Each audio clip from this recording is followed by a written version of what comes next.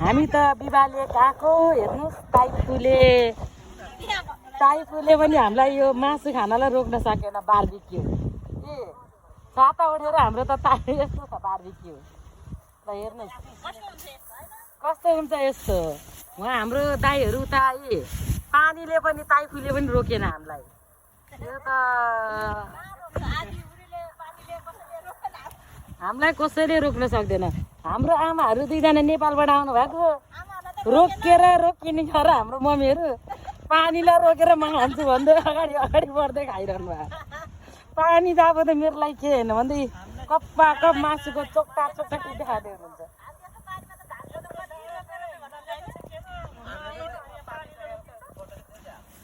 यहाँ यी सुविधा पनि एकदम राम्रो छ छाता ओढाउने खाने अनि यहाँ हेर्नु न यहाँ मेरो बुढाको झन् सुविधा दुईटा मोबाइल चलाएर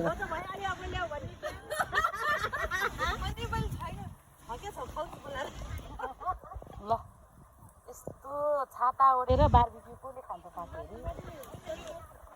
यो बार्बिक्यू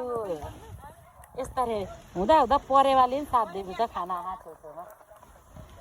यस्तै छ यी सबैजना यो रमाइलो छ तर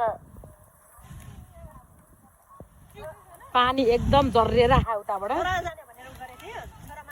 उतातिर पानी जर्रेर आयो तर यतातिर चाहिँ पानीले छिप्रिएको छैन हामीलाई है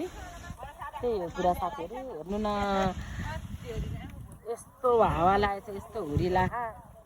के गर्ने त्यही पनि ठिकै छ अब रमाइलो भइरहेको छ हामीलाई हाम्रो भाउजूहरूले